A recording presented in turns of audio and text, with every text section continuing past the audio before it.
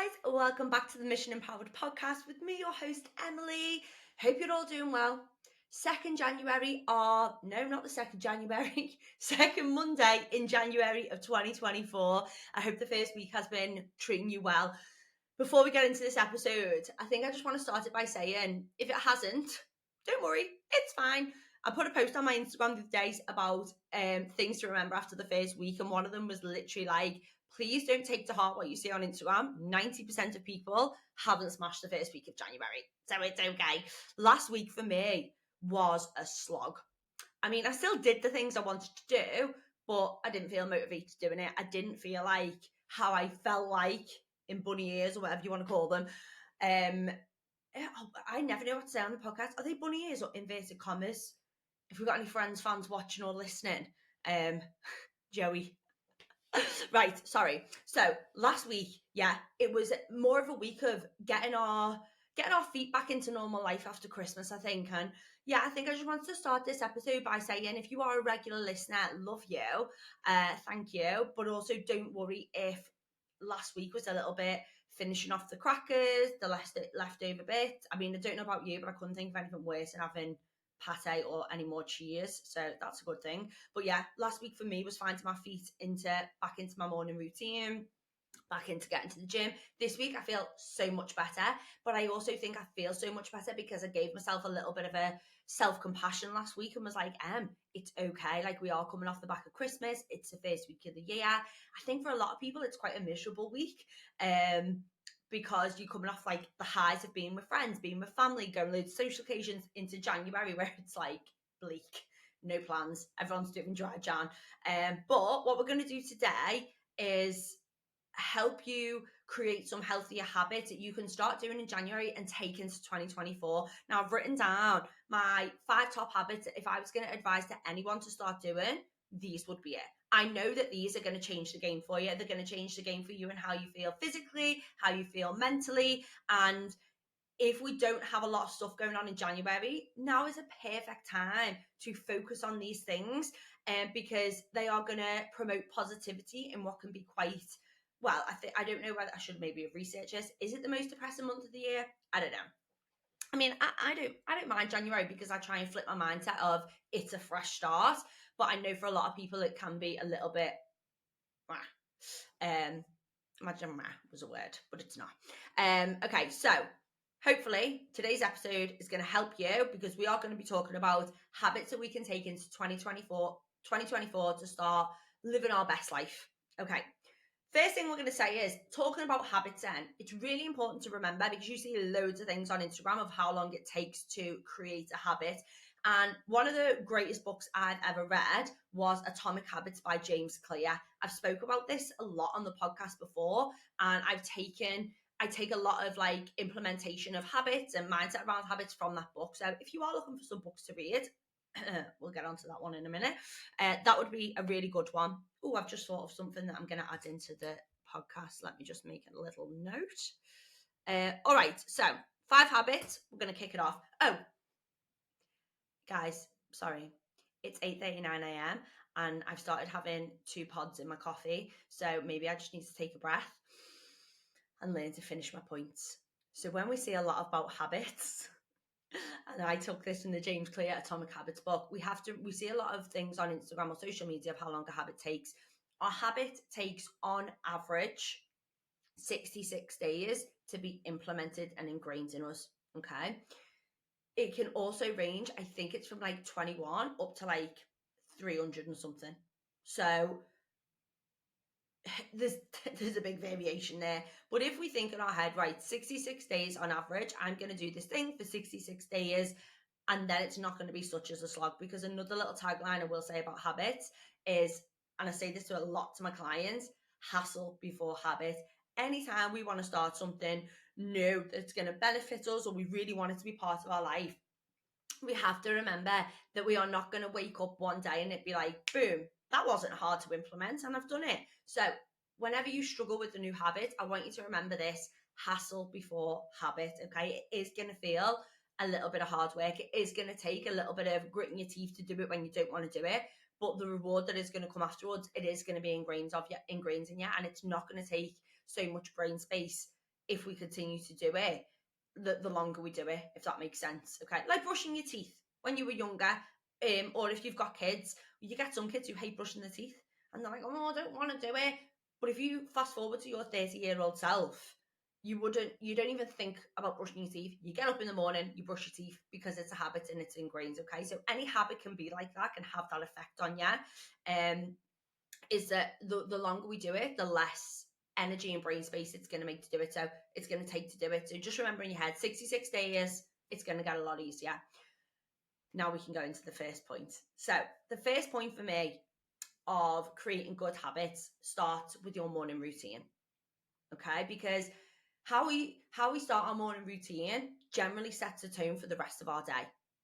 So there's a couple of things I'm going to talk about. I have done a whole podcast called How to Rocket Your Morning Routine. If that's something you want to get your teeth into for this year and you want to start setting your day up in the right way, I would recommend to go and listen to that episode. But for the purpose of this episode, we're going to talk on literally like the most effective minimum things we can do in our morning routine. So the first one is how we wake up. Let's go right back to that start, okay? How we wake up in the morning. We tend to have two options, okay, or two camps in this one. We have the snooze and scroll camp, which I think more likely people are sitting in that, or we have the alarm goes off, I get up camp, okay, straight away. That they are tend to be the two things that people do. So obviously, I am not going to tell you we want to be in the snooze and scroll camp, because I want you to think of it like this. And I used to be in that camp. You may hear me talk about this on the podcast before. I used to wake up with my phone alarm. I then used to check Instagram, Facebook, and fucking Daily Mail of all terrible things. Okay, and in my head, I used to say, but that's how I'm waking up. I'm like, I'm looking at something and getting my brain going. Now I look back, and if I could tell my old self, are you joking? What? That is just a pure excuse that you were giving yourself to not get out of bed. And also, what it is doing is taking away from your life. So you're starting your day absorbing other people's lives, social media, crappy news, if you're a Daily Mailers or whatever it is now that's out there that's about like celebrity gossip. You're giving your time, your energy into something that's got nothing to do with you, and that's how you're starting your day. That is not a positive way to start our day, right? So also, God, don't get me started on snoozing. Snoozing is starting your day with a pause button. Now, if we're going into 2024, which I hope we all are, with positivity, we want to be achieving things, we want it to be the best year. Why don't we want every year to be the best year yet, right? Snoozing is literally saying, I'll get back to that later. Now, if you're starting your day by saying, I'll get back to that later, guess what else is going to happen throughout the rest of the day? Do you think you're going to be super proactive if you start your day snoozing? Absolutely not. I don't even know why the snooze button was invented. I've done another episode like completely on sleep and the effects of snooze. But basically, if you are literally waking up. If you wake up and you snooze, you've probably all experienced that feeling of like when you then get up eventually from snoozing, you feel even more tired, you feel groggy, you might even feel a bit sick. And it's because your body is staying sort of in that sleeping mode, but not fully. So you're not getting the full benefit of sleep, and you're certainly not getting the full benefit of waking up. You're staying in this groggy grey area. And again, that is that people who snooze a lot will always say, yeah, but I'm so tired when I wake up. And I'm like, it's because you're fucking snoozing. Get up, set your alarm, get up on your first alarm, and I promise you within that 10 minutes, bit of cold water on your face, you're going to be fine, and you will feel 10 times better than you ever have done snoozing 5 times. So, AM routine, no snooze, no scroll. If you want a hack to do this, girls, I've got 2. The first one is the best one, okay, for me anyway, is get yourself a Lumi alarm, sunrise alarm. I don't know why I say Lumi alarm, because I haven't even got that me. A sunrise alarm. This is where your alarm is an alarm clock, and it naturally brings on gradual light, so it brings you out of sleep naturally before the alarm goes off. Okay, that is for me the best way ever to wake up. When I got a sunrise alarm, it completely changed my life. And any of my clients that ever go and get themselves a sunrise alarm are like, wow, how have I gone through life without this? Okay, Now, this is only going to work if your partner's on board with it as well, because obviously the way it works, by putting gradual light into the room, it'll bring your partner out of sleep as well. So some of my clients can't do this because of their partner, but if you can invest, it will change your life. The second option then is put your phone on the other side of the room. Okay, we shouldn't be sleeping next to our phones anyway, because that will affect your sleep. And also, a little bugbear of mine, when people are like screenshotting the time because they wake up in the middle of the night and they go on the phone. Remove temptation. Okay, put your phone on charge on the other side of the room. Set your alarm. That means when your phone alarm goes off, you have to get out of bed and get up and turn it off. Okay, it doesn't have to be your phone alarm. It could be like a little alarm clock, which again would be even better, because so I don't sleep with my phone in my room. My phone goes on charge in the office. And again, probably one of the best things that I've ever done is to put your phone on charge downstairs or in the landing or somewhere where you're not tempted to scroll before you go to sleep. You're not tempted to scroll in the morning. And also, girls, if you wake up in the middle of the night and go on your phone, you are literally fucking your sleep. I went to say fucking your sleep from behind. That's a bit raucous for 8:30 a.m., isn't it? But you're ruining your sleep. Let's move on. So no scroll, no snooze, no scroll for your AM routine. Then you're going to get up and you make your bed. Okay. There is studies that show people who get up and make their bed, in our brain, that is our first task done for the day. Okay, first task done of the day. Okay, gives us positive reinforcement to then go into the day and get other tasks ticked off. So I know this might sound, some of us might be thinking, who doesn't make the bed? But I bet there's a few of us that just get up out of bed and leave it and think, oh, I'm getting back in there later anyway. What's the point? Okay, so get up, make your bed, positive reinforcement to go into the day, having one task already ticked off. The next thing I want you to do is get a pint of water in. Cheers. If you're watching this on video, everyone always lolls because I have a John Smith pint glass. I've got no idea where it comes from. Isn't that funny? I wonder if anyone else has got one, like John Smith glasses. What's the other one? Stella glasses. I don't think I've ever walked in from a pub with a pint glass. So I've got no idea why they're in my house. Anyway, pint of water. So by having this pint of water in our AM routine, we are, first of all, rehydrating our body from the big dehydration and recleanse it does when we're asleep. So you'll always notice that your wee in the morning is the strongest and the stinkiest. Okay, so it's the strongest yellow color. It might have a bit of a stink to it. And this is basically just your body. What it's done it when you are sleeping is just gone through, cleansed it all out, and you have a big wee in the morning. So by putting that first pint of water in, I always say ideally within 15 minutes of waking, get a pint of water in. Yeah, it's going to help you feel re-energized. It's going to help top that water level up from what your body's done of de-cleansing. It can also, the studies can show that it can slightly increase your metabolic rate as well. Only very smallly, but smallly. There I go again with them words. Only very slightly. Thank you. But you know what? Every little helps. In it. So yeah, pint of water, it wakes you up, helps cleanse you, can kickstart your metabolism. Okay, also a little side note on that, hydrate before you caffeinate. Great saying. I used to think that I made that up, but then I also see it a lot on Instagram, so I'm not sure. I'm just going to give it that I made it up. So hydrate before you caffeinate, pint of water, certainly before you have your morning coffee. So morning routine so far, we've got one more to add in. No snooze, no scroll. Make your bed, pint of water. Last one is going to be AM walk, okay? Get outside for some fresh air. I spoke about this last night on my Fit and Six with my Fit and Six girls. This is probably one of the parts of a morning routine that really does change your life. Really does. No phone walk. And whether that's 5 minutes, 20 minutes, half an hour, whatever you want to do, I promise you, it will change your day. It will change your life. Getting outside for fresh air, being in nature, even if it's, up and down your street, you're still outside. You're not in your house. You can still look up at the sky. God, that sounds woo-woo, doesn't it? Don't care. But I promise you now, going outside, taking some deep breaths just for 5 minutes and then coming back and starting your day, it's just giving yourself 5 minutes where you are just alone with your thoughts at the start of the day. Do you know how powerful that is? Compare that to what I used to do and maybe what some of you are doing now. You get up and the first thing you do is check your messages on your phone. You're either being consumed by social media, WhatsApp, which isn't to do with your life anyway, the news. You're literally just not even putting yourself first.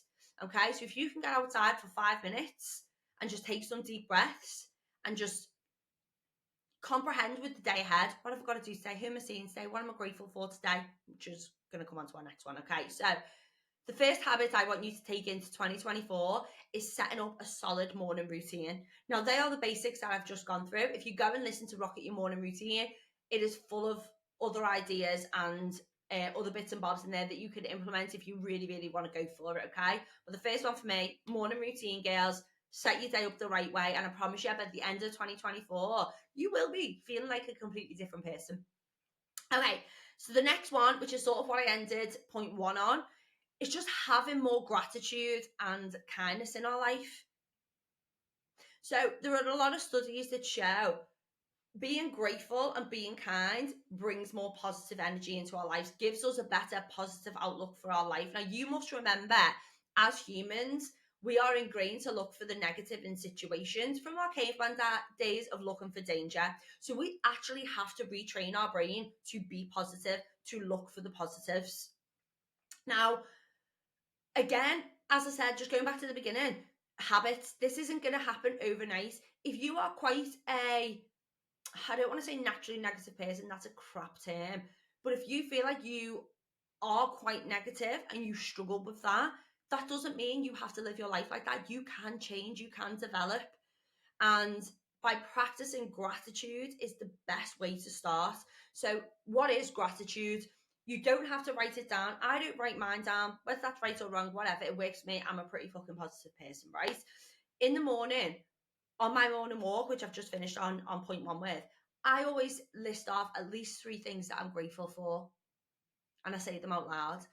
And a lot of the time, it's I'm grateful I woke up today. I'm grateful that I live in a place where I can actually go for a walk. I'm grateful for that I'm safe. I live in a safe place. I'm grateful that I get to do the job that I do. I'm grateful I get to help people. I'm grateful I'm surrounded by love, friends, family. I'm grateful for my health. I think I said that one. But it can be other things like I'm grateful that I get to have a coffee. That's great. That's being grateful. But by starting your day off with gratitude, and you don't if you don't have to do this on your morning walk, you do it on driving to work, you do it while you're brushing your teeth, you could do it while the kettle's boiling. Okay, but just starting your day by saying you are grateful for X, Y, and Z. You are starting that chain off in your brain that is going to be about positive, because gratitude and positivity are very closely linked.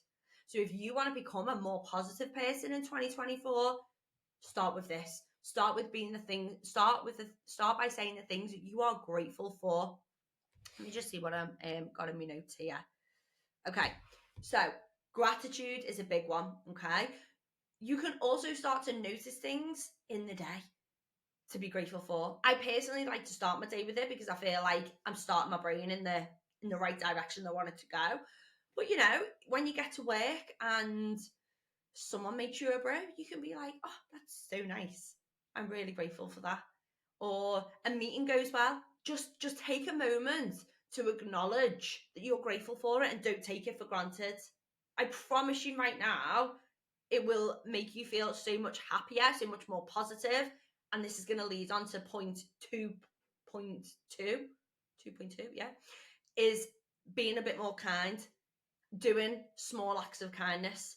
So if we're practicing gratitude and we're being grateful, it's going to make us feel happier and more positive. Then it's also going to make us feel like, well, actually, I want to pass that on. Okay, well, what's that saying? What's that film? Well, you're nice. Pass it on. No, that's not the saying. The butterfly effect, the domino effect. Someone messaged me and let me know. It's going to bug me.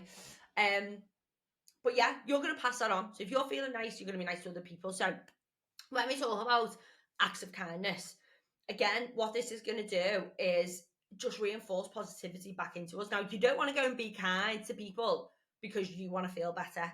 That's missing the point slightly. You want to be kind to people just because you can be and because it might make their day feel better.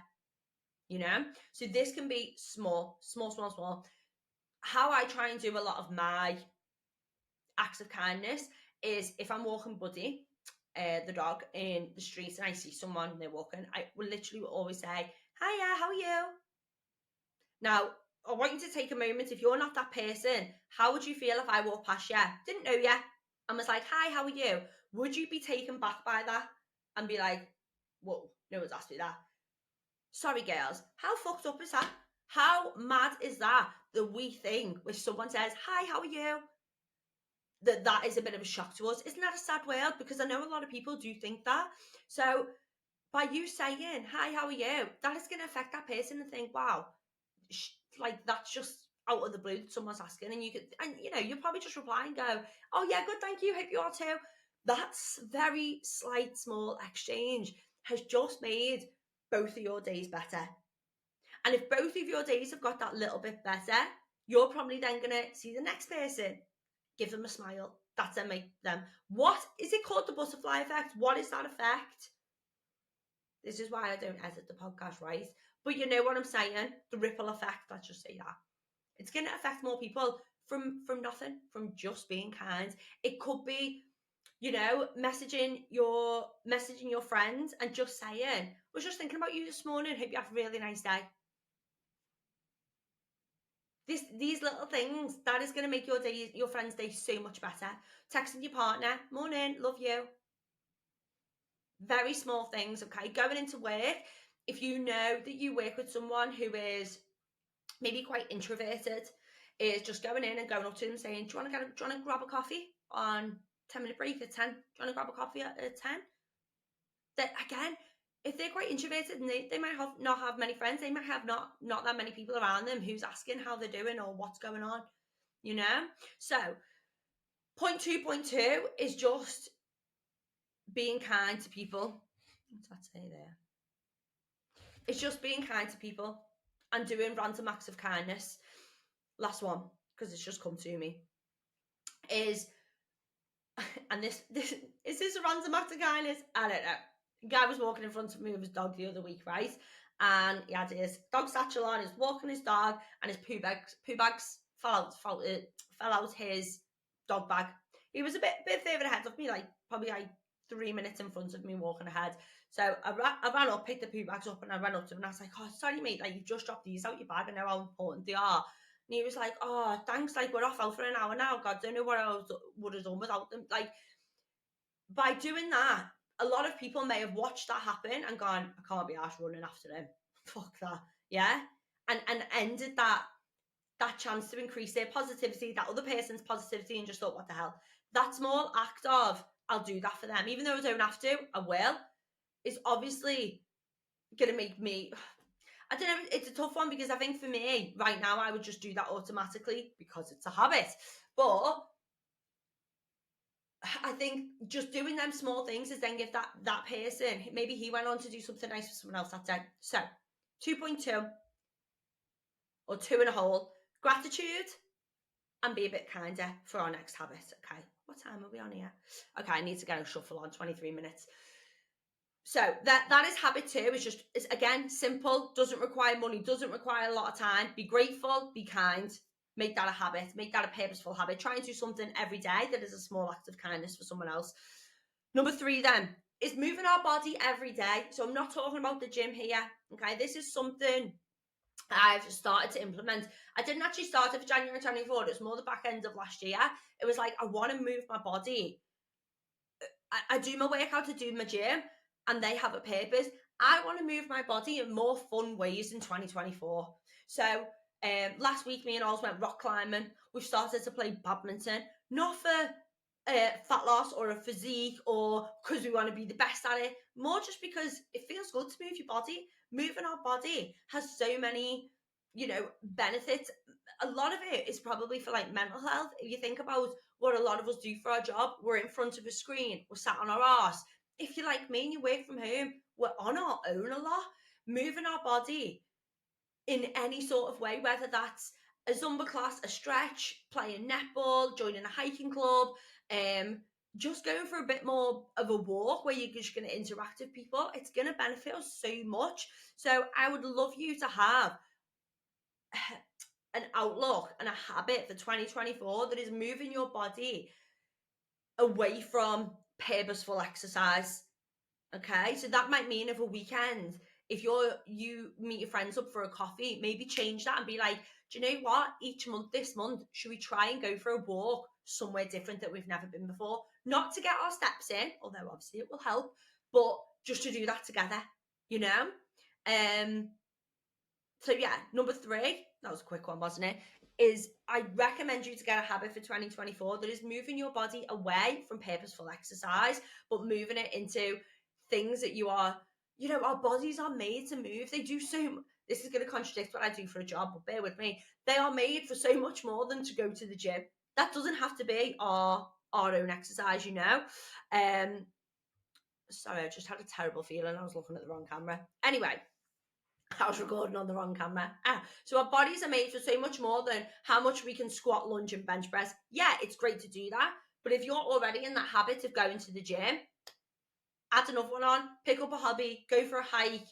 I'm trying to think what else did I was actually like bowling. Okay. So I would say I love bowling. I mean, I'm not great at it, but with my mum and dad, I try and get them to come bowling with us every so often. Because, especially with mums and dad, what you do, you normally go for meals, so you go around for a brew, or you go around for a roast dinner, but doing something that's a little bit of movement, great for everyone. Pool, you know, playing darts, scraping the barrel here, aren't I? But you get me. Move your body in 2024 in a way that is an exercise. Trust me, great habit, great for your mental health. You'll be buzzing. All right, number 4 then. So I mentioned this in point 1 about the James Clear Atomic Habits book, okay? My point 4, my habit that I'd love you to start thinking about and creating, not thinking about, but doing in 2024 is reading every day if you can. Now, if you're thinking, don't read, can't do it, okay, so you can't do it. Here's probably the reason why. There is a study that was released that our attention span, I don't know where I've read this either, I just sort of remember it. So please don't ask me for the context because I haven't got it, but I just remember it. That over like the past 30 years of technology, our attention span has decreased something mad. It's either like 600% or 60 times less. It had a 6 in it. Good one, Em. And it was a lot. Okay. So what we find now is people who say I can't read are generally they are generally of the age of like 20 to 30 in that age bracket and younger. Okay. But that is because we have been brought up now with technology. So we don't ever have to really read something. We can literally go on Google and search it. Okay, I found the answer to that. Social media. Oh, Instagram Reels, bloody TikTok. Not so much necessarily Facebook, although that was the start of it with the scroll. But like if you think now, Reels, the best performing Reels on Instagram are less than 9 seconds. That means we only have to be engaged for 9 seconds and the next piece of information comes to us. Okay, so our attention span is being drained from us. Now, a great way to improve this is by reading, okay, is by putting some purposeful time into read to increase not only to increase your attention span, but to increase your education, to increase your brain health, which we'll get onto in a second. So if you are one of these people, and again, Audible is great because obviously as we're getting our steps in, we can listen. I still recommend reading over Audible. I do. Sitting with a book with no technology, quiet time, letting your brain do the work, a handhold book to read, I don't think you can beat it. Now, here's a little fact, and I did speak about this on an episode last year, and I remember saying it, and this is probably not necessarily a regret, because I don't regret things in life, I think you just learn from them, but again, something that I'll always be grateful for now. I didn't start reading purposefully until about the age of 30. I know. In my 20s, the only books I read were the autobiography of Jordan. It was a really actually interesting read, and Josie Marsh. Don't know why it's a fixation with Page 3 Girls, but it is. And both of their books actually really interested, but they were like the only books I read. So not really informative or helpful in life. And then from the age of 30, I had is when I first got my first business mentor. and he was speaking about reading, and I just picked it up, and then I've done it. Now, don't get me wrong, I've gone through periods where I haven't been as consistent because I'm human. But anytime that period and I get aware of that, it might be because I'm launching something with work or something's just happening and it's taken over. It doesn't last long because I always recognize, shit, that is a really good habit and I know that benefits me. Let me get back to it. So you've got obviously non-fiction and fiction books that you can read. It doesn't matter which one you read, okay? Reading, as I said about a couple of minutes ago, it helps your brain health, okay? So there are studies to show that reading can help decrease mental diseases such as dementia and Alzheimer's, okay, which, as we know, are on the up now. So it can help that. Reading increases your brain white matter. Now, we are going to go a little bit sciencey for the next 30 seconds, so bear with me. But your white matter in your brain is your brain plasticity, okay? And we want this to constantly be developing and growing, okay? And it comes with education, and reading helps increase this as well. And the more white matter we have, the better that is for us. So reading, whether it's non-fiction or fiction, helps increase this. So you don't have to now go and pick up a science book. You could just start reading at bedtime, which is a great way to get your quality sleep in, by the way. But I would recommend to start reading every day, okay?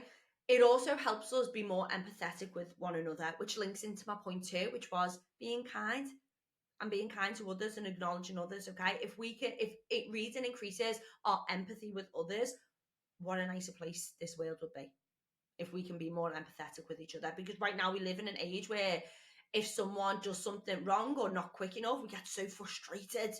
Why haven't they done that? Oh, I'm so fuming at them. So reading actually helps us be more empathetic with other people. So again, it's a winner. And just a side note then, there's two positives. There's a positive each of reading in the morning, reading at night. So I'm going to go through them quickly. So reading in the morning, I would personally read, I get confused between non-fiction and fiction. Oh, okay. I would read a non-fiction book because fiction is made up. Okay, guys, I'm 35. What the fuck? Right, so non-fiction in the morning. So something to get your brain engaged. So right now I'm reading. Oh, this is a good example, by the way, just so you think. When I say a book, I'm actually studying at the moment. So I am reading my textbook for the course that I'm studying in. That's still classed as reading. So I read that in the morning, okay? Because it gets my brain going. It gets, I'm thinking about things. I'm taking education in. I'm then fired up for the day, okay? Gets my cogs turning. Overnight, I would only ever read a fiction book, okay? So my mum just bought me, which I'm excited to start reading. It ends with us, Colleen Hoover. I don't know if anyone's read that, but it's meant to be dead good. I can't wait to read that. So yeah, I would read a fiction book of a night because the positive here. So whereas AM reading gets your brain going for the day, and that's reading something that's educational. PM reading, and I love this, takes your brain away from thinking about everything that's gone on the day because you have to focus on something imaginary. So this is why I like reading. This is why I like reading fiction overnight, because your brain is not thinking about anything that's getting the cogs turning. It's not thinking about the day that's just gone. It's thinking about what's going on in this story. Now, if your only time to read overnight and you want to read education, perfect, go for it. I'm not sure. The only thing I would think is going to get your brain going. Is that the best thing you want before you go to sleep? Probably not. So I would probably recommend to read overnight a fiction book, because there is studies that show the disconnection between real world and fantasy helps to chip into your body as subconscious, which sets you up to go into a nice dream and a nice sleep. How lovely is that? So yeah, reading overnight in bed, just a couple of pages, whatever, 10 pages, it'll help you get off to sleep better as well. So reading number 4 is just get your brain going. Do something for your brain. We're all about doing stuff for our health and our body. This is going to really help mental health, get your white matter going, get your brain's plasticity going, be more empathetic with others. So that is why I recommend number 4, reading every day as a habit for 2024. If you can't do it every day, maybe try and do it every other day and then build up into that habit. Okay, number 5 and the last one. I can't believe I've been talking for 35 minutes. I totally thought it was going to be a really short podcast. Sorry. Number 5 then for our last habits is being more organized and getting used to planning ahead. Now, the reason I've put this habit in is because this is something that I've learned over the years. I need to have this as a daily habit for me. And the more and the better I have got at this, the better my days, my weeks, my months, my years have gone. Okay. Last year was a year I really got my shit together with being organized and planned. Okay. And I never used to be that person. I used to be a non-planner. I go with the flow. No. If you've got a goal or you want to be better or you want to improve in certain areas, your goal without a plan is just a dream. Cringe. But it's true, okay? A goal, a dream with a plan becomes a goal.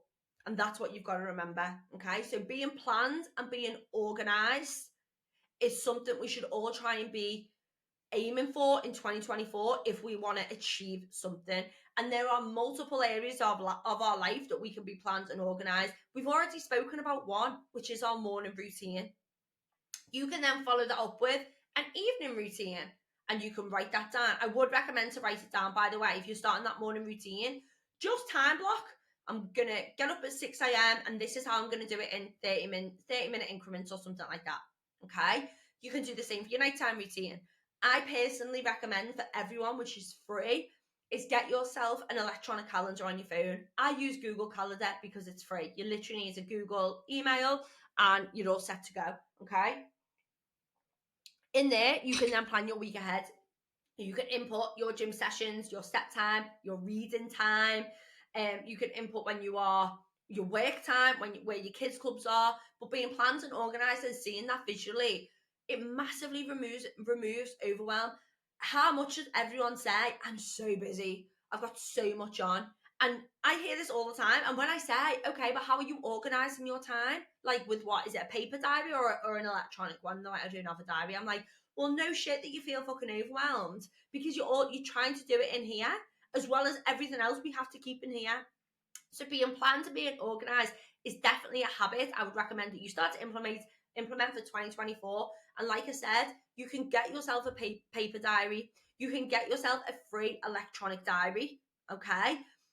But just get organised and start implementing with the basics. So the first thing you want to start with being planned and being organised is, what time do I get up and what time do I go to bed?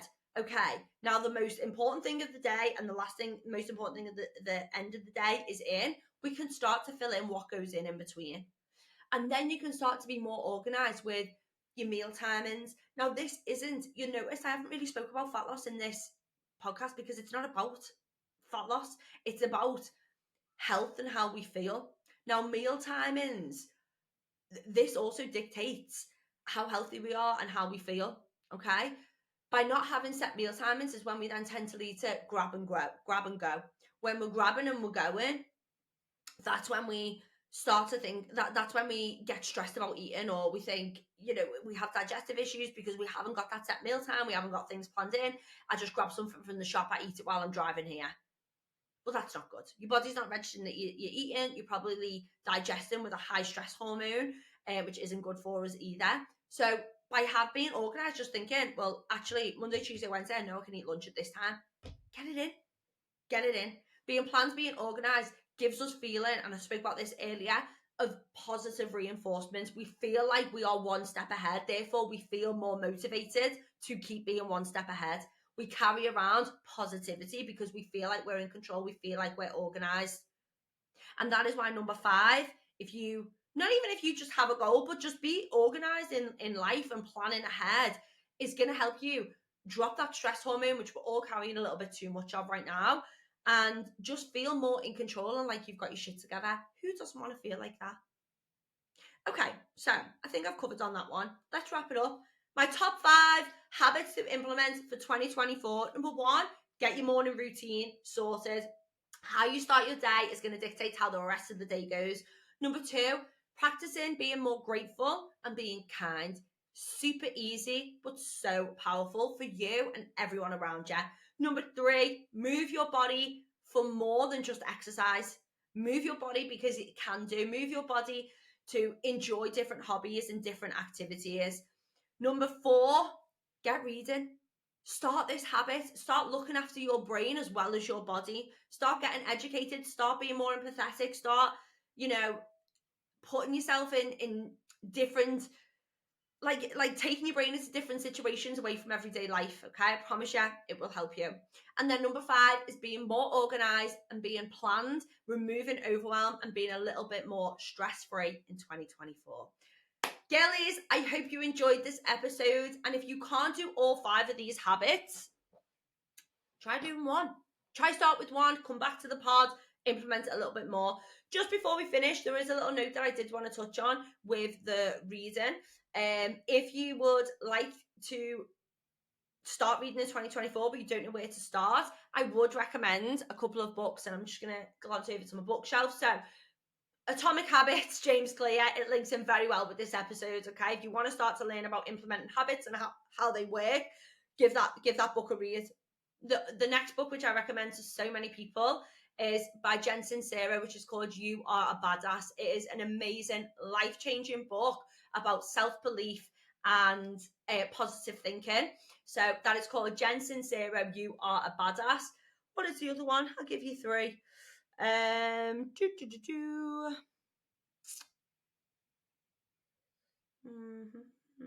Okay, do you know what? Let me give you a little fat loss recommendation book then. So there is a book called Thinner, Leaner, Stronger, which is, it's a bit sciencey, but if you want to get your head more into fat loss, muscle growth, gym side of things, it's a really interesting read. So there you go. There are 3 books I would recommend for you to start reading in 2024.